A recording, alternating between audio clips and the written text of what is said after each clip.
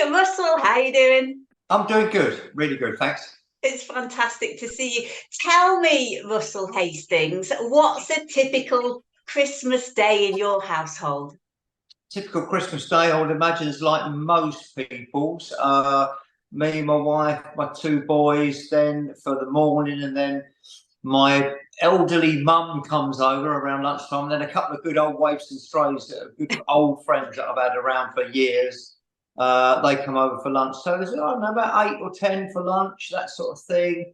I mean, I've always been a Christmas person, really. I like that sort of. Yeah, it's just I just like it. I think it's a great time. I know it's not for everybody, some people don't, but for me, I've always liked it. It's great memories of it. It's always been a happy time because I had a happy childhood. It was good for me, and having kids as well. I mean, they're not kids now; they're 26 and 21. So, but yeah, great. Really good. I really enjoy it. Fantastic. What's the best present you've ever had? Oh, the best present I've ever had.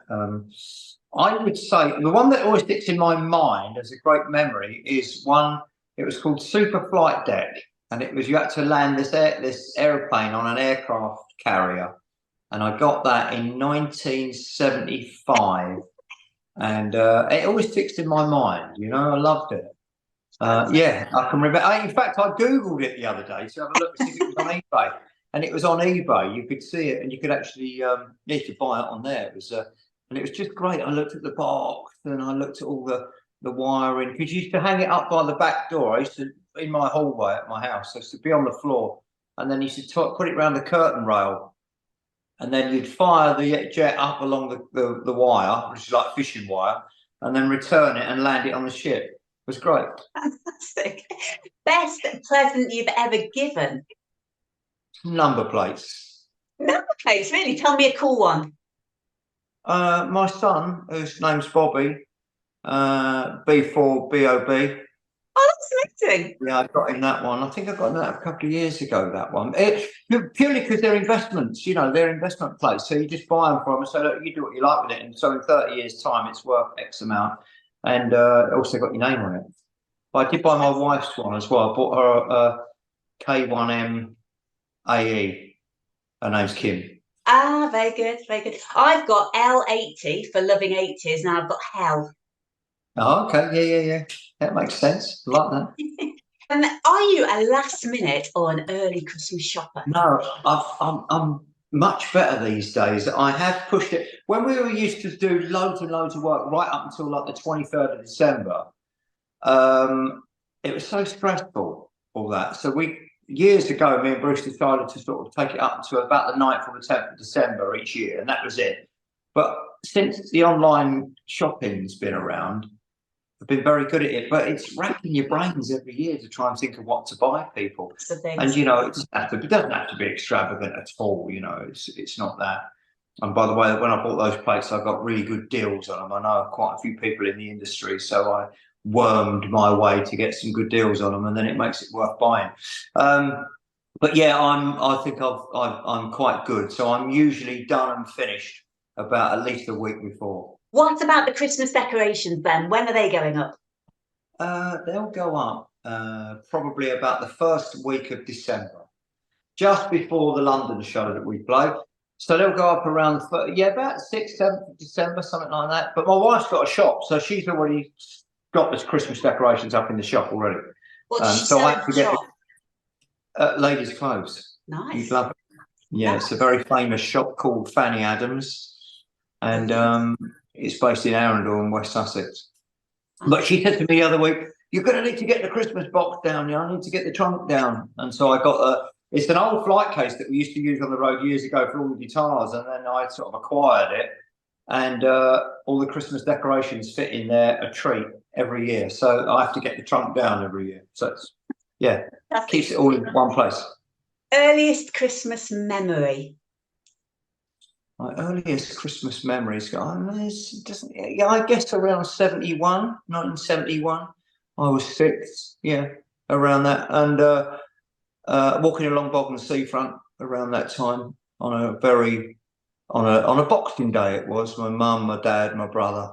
And so it's always been a fun time for me. You know, I've always enjoyed it. You know, in fact, I was out running last week, and I had a playlist on my that just repeats some random stuff, and it started firing me real classic sort of Bing Crosby Christmas stuff, and I indulged in it. I loved it. I thought, That was going to be one of my questions, though. I was going to ask you, what's your favourite Christmas song of all time? Little Drummer Boy with David Bowie and Bing Crosby, really. It's got to be. For me, it is anyway. Because I like the story about how Bowie turned up with that. And he'd not met Bing Crosby. Bing Crosby didn't really know who he was, 1977.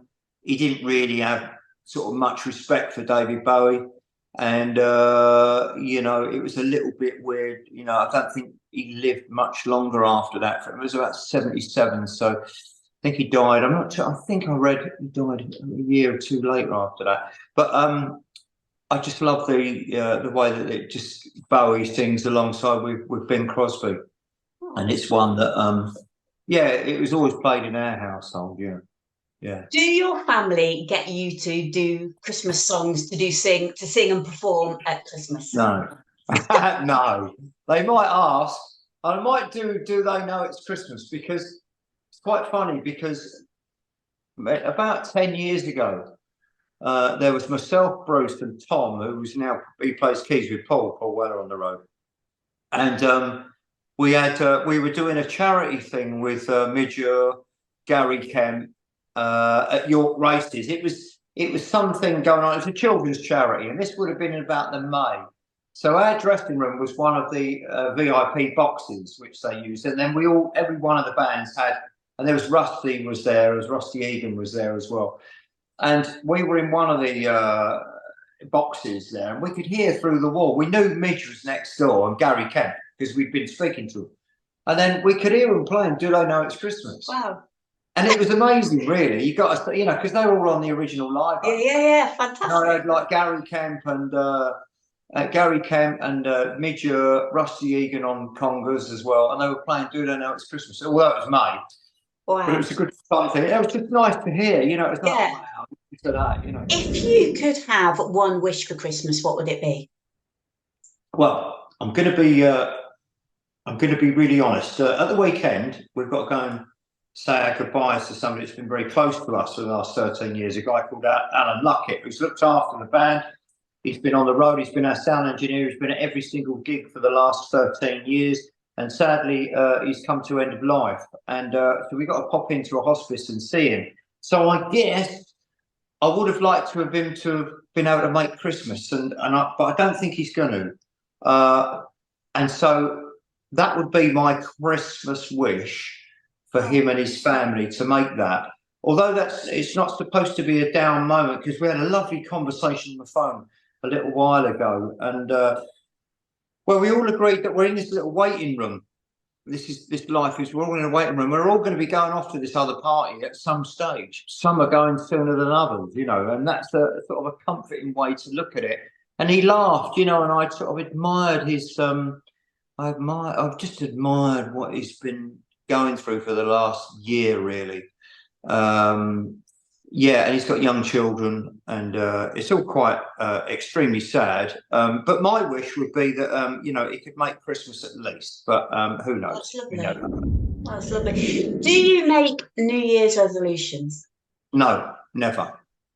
No, I do them. I'm completely bloody minded. I'm very extremely good at sticking to whatever comes up. Oh, I must do this and change this, and I'll do it, and I'll stick at doing it. It's a training that I've had over the years with drugs and alcohol. I guess I always bring that one up, but I was trained in how to give stuff up extremely well. I'm very good at that. So I gave that up 27 years now. That's amazing, isn't it? Yeah. Well, yeah, it is, but it is to us. It's amazing. It is amazing when I look at it, but it's a no-brainer really, because I didn't have long to live, in '96. So although that wasn't that stopped me doing it, but so I'm very good at saying, right, that's it, or I'm good at going to the gym and saying, right, that's it. I'm good at running. I'm good at So I don't make New Year's resolutions because I don't believe in them really. I think, well, why not do them when you're ready to do them? Yeah. Absolutely. It's just where I'm at anyway. How many Christmas cards are you going to send? Oh, very few. I'm rubbish at it. I'm rubbish. I do ones for the band, and we do. Or we swap Christmas cards in the dressing room, usually on the last show, you know.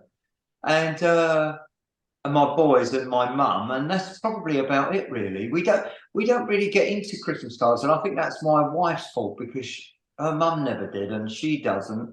Although we're very Christmassy people, we just don't send Christmas cards. And I always think, because I get lots of Christmas cards from various different places, and I always think, oh God, I hope they don't think I've blanked them. You know, it's just that we don't do it. You're funny. Okay, final question. Russell, Right. if Santa was to ask you if you've been good or bad this year, what would Yeah, your response be? I've been good.